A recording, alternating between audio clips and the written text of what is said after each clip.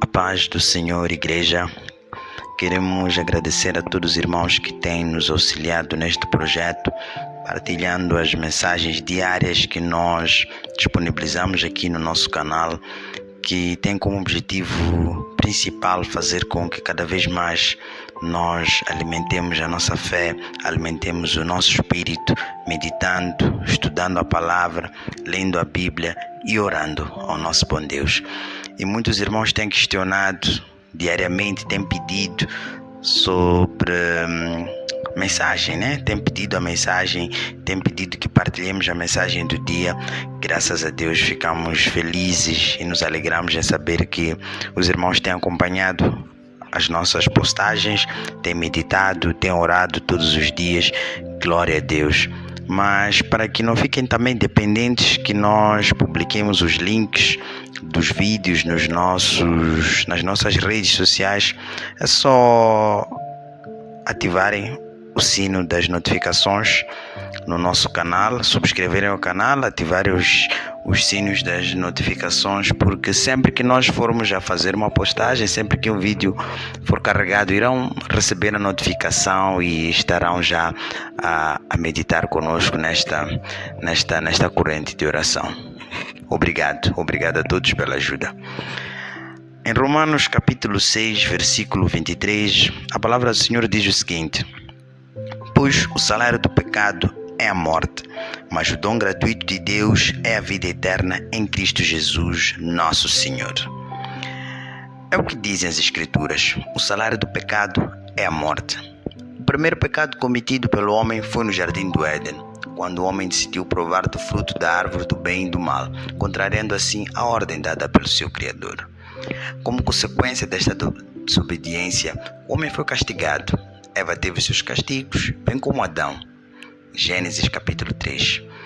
Um dos castigos dados por Deus ao homem foi a morte. Não só a morte física, mas sobretudo a espiritual. Quando você obedece ao diabo, passa ele a ser o seu senhor e você morre espiritualmente. É o que o apóstolo Paulo escreveu aos Romanos no capítulo 6 da sua carta, versículos 15 e 16, que diz: vocês são escravos daquele a quem obedecem, quer do pecado, que conduz à morte, ou da obediência, que conduz à justiça. O salário que se refere à Bíblia é a consequência, a contrapartida. Ou seja, a morte é o que nós ganhamos quando pecamos. Algumas pessoas acreditam que não pecam ou não pecaram porque todos os dias oram ou vão à igreja, o que não é verdade. Em Romanos 3:23 diz: porque todos pecaram e destituídos estão da glória de Deus. Outras pessoas acreditam ainda que os seus pecados são pequenos ou ligeiros e por conta disso estão já salvas em Cristo Jesus. Refiro-me a pecados como falar mal do outro, dizer um insulto, entre outras coisas. Essas pessoas acreditam que porque não assassinam, não roubam, não sofrerão condenação como as que fazem essas coisas. É exatamente isso que o diabo gosta. Você vai cometendo pecados que acredita serem ligeiros, e de pecados ligeiros em ligeiros você começa a cometer grandes pecados.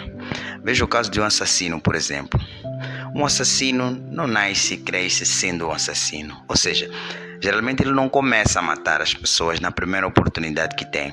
Tudo começa de pequenos passos, que parecem ser inofensivos, até que chega ao estágio final. Ele começa por andar ou conviver com pessoas de conduta má ou duvidosa.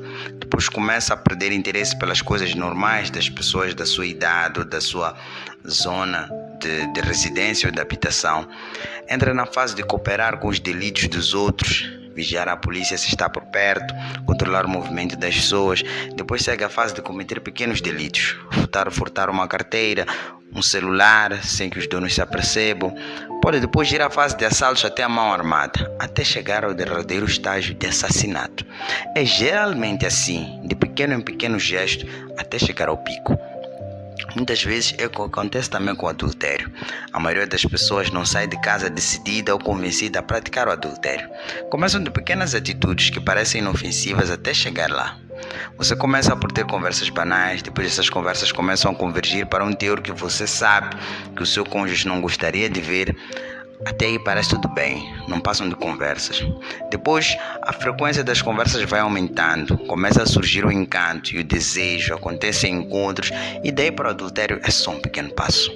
É assim que Satanás tem agido nas nossas vidas. Ele nos instiga a cometermos pecados que julgamos serem leves, mas que nos levam à condenação e à morte espiritual. Matamos diariamente o nosso espírito e servimos ao pecado, pensando que não fazemos nada de grave. Reconheça já que não há pecado pequeno, nem grande, nem forte, nem fraco. Tudo é condenável aos olhos do Senhor.